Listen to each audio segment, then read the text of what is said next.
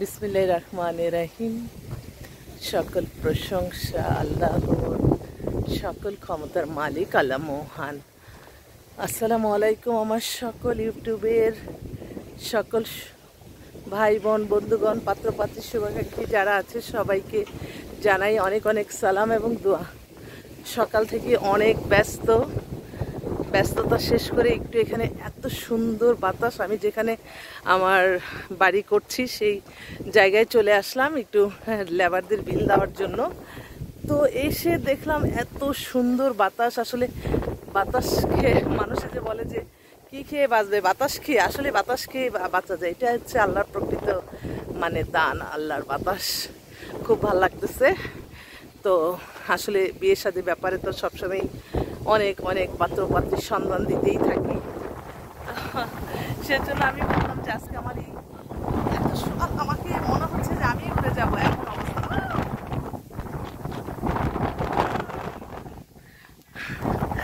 আমি আমার সকল যারা একটু উড়েই যাচ্ছি একদম। আচ্ছা, তো যারা বিয়ের সাথে নিয়ে চিন্তা ভাবনা করছে তারা তাড়াতাড়ি দ্রুত যোগাযোগ করতে অনুরোধ করছি। আমাদের সাথে যোগাযোগের নাম্বারটা বলে দিচ্ছি 01971860261। বাতাসের জন্য কথাই বলা যাচ্ছে না, এমন অবস্থা। আমার সব উড়াই নিয়ে যাচ্ছে, আল্লাহর নিয়ামত বাতাস। আসলে আজকে মনে হয় ঘূর্ণিঝড়ের পূর্বাভাস আছে। আমি সবসময় বলতেছি যে না, ইনশাআল্লাহ আমাদের বাংলাদেশে কোনো সমস্যা হবে না। আল্লাহর রহমত, অশেষ রহমত বরকত আছে এই দেশের মানুষের প্রতি। সেজন্যই আল্লাহ সব কিছুই দেখা যায় কোনো না কোনো দেশের উপরে দিয়ে নিয়ে যায়। এটাই মনে হবে, আল্লাহ যদি দোয়া করবেন সবাই।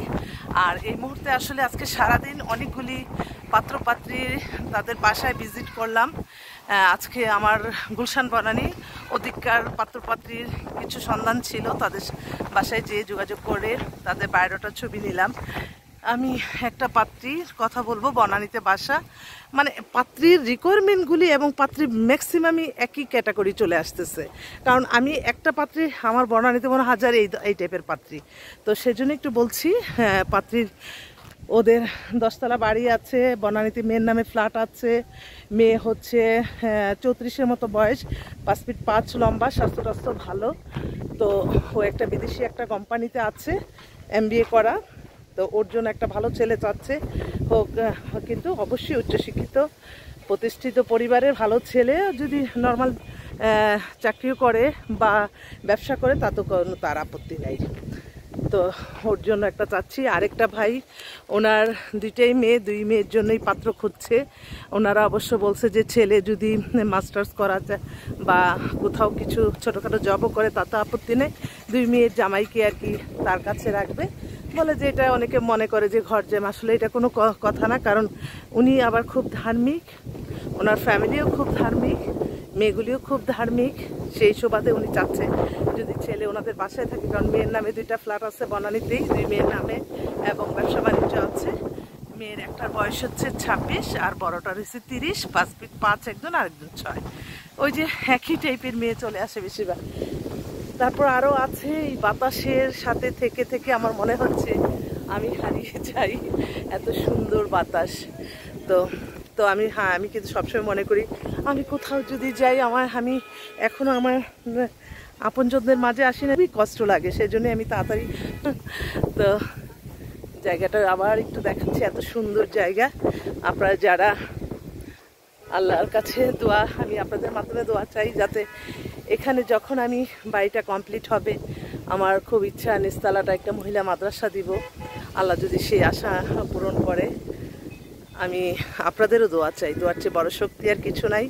অসংখ্য পাত্রপাত্রীর সন্ধানে ইনশাল্লাহ আপনারা চলে আসতে পারবেন। আমাদের অফিসে আসলে আপনার রেডি অবস্থা অসংখ্য ছেলে মেয়ের সন্ধান পাবেন। আসবেন কিন্তু।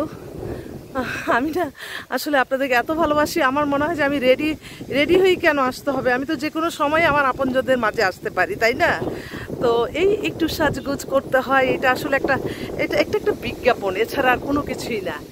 তো সত্যের পথে থেকে ভালোভাবে থেকে মানুষের কল্যাণে কাজ করে যেতে হবে। এবং প্রত্যেকটা মানুষকে আমি বলবো, আপনারা যে আশা আসতেছেন যা করতেছেন আপনার সবসময় আল্লাহর সন্তুষ্টি লাভের আশে মানুষের কল্যাণে কাজ করবেন, এবং আপনাদের প্রতিটা সময় প্রতিটা ক্ষণ কাটবে শুধুমাত্র নামাজ রোজা ইবাদত বন্দিগি দান সদকা মানুষের কল্যাণ হজ উমরা পালন ভালো কাজের মাধ্যমে। এবং আমাদেরকে বায়োডাটা ছবি দিয়ে আপনারা আপনাদের যেই মনের আশা সেই আশাটা আপনারা আল্লাহর কাছে কান্নাকাটি করে বলতে হবে।